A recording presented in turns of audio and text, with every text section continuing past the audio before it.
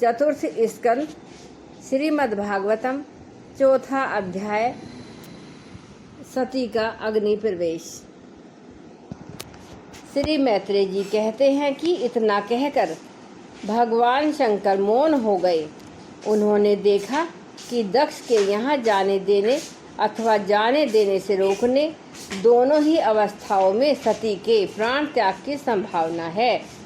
इधर सती जी भी कभी बंधुजनों को देखने जाने की इच्छा से बाहर आती और कभी भगवान शंकर रुष्ट न हो जाएं, इस शंका से फिर लौट जाती। इस प्रकार कोई एक बात निश्चित न कर सकने के कारण वे दुविधा में पड़ गईं, चंचल हो गईं। बंधुजनों से मिलने की इच्छा में बाधा पड़ने से वे बड़ी अनमनी हो गईं। सब जनों के स्नेहवश उनका हृदय भर आया और वे आंखों में आंसू भरकर अत्यंत व्याकुल हो रोने लगीं। उनका शरीर थर-थर कांपने लगा और वे अप्रतिम पुरुष भगवान शंकर की ओर इस प्रकार रोषपूर्ण दृष्टि से देखने लगी मानो उन्हें भस्म कर देंगी। शोक और क्रोध ने उनके चित्त को बिल्कुल बेचैन कर दिया तथा इस स्त्री स्वभाव के कारण उनकी बुद्धि मूढ़ हो गई। जिन्होंने प्रीतिवश उन्हें अपना आधा अंग तक दे दिया था, उन सत्पुरुषों के प्रिय भगवान शंकर को भी छोड़कर वे लंबी लंबी सांस लेती हुई अपने माता पिता के घर चल दीं।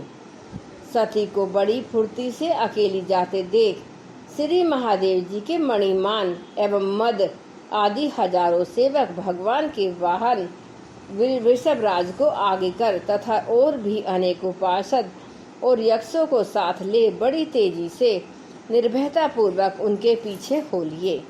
उन्होंने सती को बैल सवार करा दिया पर तथा मैना पक्षी गेंद दर्पण और कमल आदि खेल की सामग्री सवेत चंद्र चवर और माला आदि राज चिन्ह तथा द्रुंद शंख तथा और बांसुरी आदि गाने बजाने के सामानों से सुसज्जित हो वे उनके साथ चल दिए। तदंतर सती अपने समस्त सेवकों के साथ दक्ष की यज्ञशाला में पहुंची। वहां वे ध्वनि करते हुए ब्राह्मणों में परस्पर होड़ लग रही थी। तदंतर सती अपने समस्त सेवकों के साथ दक्ष की यज्ञशाला में पहुंची। वहां वेद ध्वनि करते हुए ब्राह्मणों में परस्पर होड़ लग रही थी कि सबसे ऊंचे स्वर में कौन बोले। सब और ब्रह्म ऋषि और देवता विराजमान थे तथा जहां तहां मिट्टी काट लोहे सोने डाह और चर्म के पात्र रखे थे। वहां पहुंचने पर पिता के द्वारा सती की अवहेलना हुई। यह देख यज्ञकर्ता दक्ष के भय से सती की माता और बहनों के सिवा किसी भी मनुष्य ने उनका कुछ भी आदर सत्कार नहीं किया। अवश्य ही उनकी माता और बहनें बहुत प्रसन्न हुईं और वो प्रेम से गदगद होकर उन्होंने सती जी को आदर पूर्वक गले लगा लिया। किंतु सती जी ने पिता से अपमानित होने के कारण बहनों के कुशल प्रसन्न सहित प्रेम पूर्ण वार्तालाप तथा माता और मौसियों के सम्मान पूर्वक दिए हुए उपहार और सुंदर आसन आदि को स्वीकार नहीं किया। सर्वलोकेश्वरी देवी सती का यज्ञ मंडप में तो अनादर हुआ ही था, उन्होंने यह भी देखा कि उस यज्ञ में भगवान शंकर के लिए कोई भाग नहीं दिया गया और पिता दक्ष उनका बड़ा अपमान कर रहा है। इससे उन्हें बहुत क्रोध आया। ऐसा जान पड़ता था कि मानो वे अपने रोष से संपूर्ण लोगों को भस्म कर देंगी। दक्ष को कर्म मार्ग के अभ्यास से बहुत घमंड हो गया था। उसे शिव जी से द्वेष करते देख जब सती के साथ आए हुए भूत उसे मारने को तैयार हुए तो देवी सती ने उन्हें अपने तेज से रोक दिया और सब लोगों को सुनाकर पिता की निंदा करते हुए क्रोध से लड़खड़ाती हुई वाणी में कहा। देवी सती ने कहा, पिताजी, भगवान शंकर से बड़ा तो संसार में कोई भी नहीं है। वे तो सभी देहधारियों के लिए प्रिय आत्मा है। उनका न कोई प्रिय है न अप्रिय, अतएव उनका किसी भी प्राणी से बैर नहीं है। वे तो सबके कारण एवं सर्व रूप हैं। क्यों आपके सिवा और ऐसा कौन है जो उनसे विरोध करेगा। द्विजवर आप जैसे लोग दूसरों के गुणों में भी दोष देखते हैं किंतु कोई साधु पुरुष ऐसा नहीं करते। जो लोग दोष देखने की बात तो अलग रही, दूसरों के थोड़े से गुण को भी बड़े रूप में देखना चाहते हैं, वे सबसे श्रेष्ठ हैं। खेद है कि आपने ऐसे महापुरुषों पर भी दोषारोपण ही किया।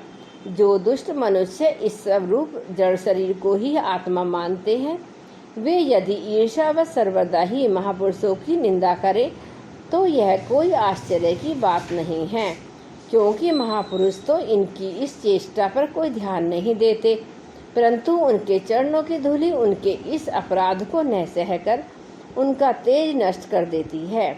अतः महापुरुषों की निंदा जैसा कार्य जघन कार्य उन दुष्ट पुरुषों को भी शोभा देता है, जिनका शिव यह 2 अक्षरों का नाम प्रसंगवश एक बार मुख से निकल जाने पर मनुष्य के समस्त पापों को तत्काल नष्ट कर देता है, और जिनकी आज्ञा का कोई भी उल्लंघन नहीं कर सकता। अहो, उन्हीं पवित्र कीर्ति मंगल में भगवान शंकर से आप द्वेष करते हैं।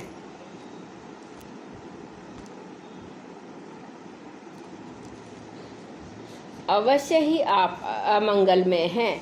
अरे, महापुरुषों के मन मधुकर ब्रह्मानंद में रस का पान करने की इच्छा से जिनके चरण कमलों का निरंतर सेवन किया करते हैं, और जिनके चरणाविंद सकाम पुरुषों को उनके अभिष्ट भोग भी देते हैं, उन विश्व बंधु भगवान शिव से आप बैर करते हैं। वे केवल नाम मात्र के शिव हैं। उनका वेश अशिव रूप अमंगलमय रूप है। इस बात को आपके सिवा दूसरे कोई देवता संभवतः नहीं जानते, क्योंकि जो भगवान शिव शमशान भूमिस्थ नर मुंडों की माला, चिता की भस्म और हड्डियां पहने जटा बखेरे भूत पिशाचों के साथ शमशान में निवास करते हैं, उन्हीं के चरणों पर गिरे हुए निर्माल्य को ब्रह्म आदि देवता अपने सिर पर धारण करते हैं। यदि निरंकुश लोग धर्म मर्यादा की रक्षा करने वाले अपने पूजनीय स्वामी की निंदा करें, तो अपने में उसे दंड देने की शक्ति न होने पर कान बंद करके वहां से चला जाए, और यदि शक्ति हो तो बलपूर्वक पकड़कर उस बकवास करने वाली अमंगल रूप दुष्ट जिहा को काट डाले। इस पाप को रोकने के लिए स्वयं अपने प्राण तक दे दे। यही धर्म है। आप भगवान नीलकंठ की निंदा करने वाले हैं, इसलिए आपसे उत्पन्न हुए इस शरीर को अब मैं नहीं रख सकती। यदि भूल से कोई निंदित वस्तु ली जाए तो उसे वमन करके निकाल देने से ही मनुष्य की शुद्धि बताई जाती है। जो महामुनि निरंतर अपने स्वरूप में ही रमण करते हैं, उनकी बुद्धि सर्वथा वेद के विधि निषेध में वाक्यों का अनुसरण नहीं करती। जिस प्रकार देवता और मनुष्यों की गति में भेद रहता है, उसी प्रकार ज्ञानी और अज्ञानी की स्थिति भी एक सी नहीं होती। इसलिए मनुष्य को चाहिए कि वह अपने ही धर्म मार्ग में स्थिर रहते हुए भी दूसरों के मार्ग की निंदा ना करे। प्रवृत्ति और निर्वृत्ति रूप दोनों ही प्रकार के कर्म ठीक हैं। वेद में उनके अलग अलग रागी और विरागी 2 प्रकार के अधिकारी बताए गए हैं। परस्पर विरोधी होने के कारण उक्त दोनों प्रकार के कर्मों का एक साथ एक ही पुरुष के द्वारा आचरण नहीं किया जा सकता। भगवान शंकर तो परब्रह्म परमात्मा है, उन्हें इन दोनों में से किसी भी प्रकार का कर्म करने की आवश्यकता नहीं। पिताजी, हमारा ऐश्वर्य अव्यक्त है, आत्मज्ञानी महापुरुष ही उसका सेवन कर सकते हैं। आपके पास वह ऐश्वर्य नहीं, और यज्ञशालाओं में यज्ञान से तृप्त होकर प्राण पोषण करने वाले कर्मठ लोग उसकी प्रशंसा भी नहीं करते। आप भगवान शंकर का अपराध करने वाले हैं, अतः आपके शरीर से उत्पन्न इस निंदनीय देह को रखकर मुझे क्या करना है। आप जैसे दुर्जन से संबंध होने के कारण मुझे लज्जा आती है। जो महापुरुषों का अपराध करता है, उससे होने वाले जन्म को भी धिक्कार है। जिस समय भगवान शिव आपके साथ मेरा संबंध दिखलाते हुए मुझे हंसी में दाक्षायणी दक्ष कुमारी के नाम से पुकारेंगे, उस समय हंसी को भूलकर मुझे बड़ी ही लज्जा और खेद होगा। इसलिए उसके पहले ही मैं आपके अंग से उत्पन्न उस सब तुल्य शरीर को त्याग दूंगी। श्री मैत्रेय जी कहते हैं, काम आदि शत्रुओं को जीतने वाले विदुर जी उस यज्ञ मंडप में दक्ष से इस प्रकार कह देवी सती मौन होकर उत्तर दिशा में भूमि पर बैठ गईं।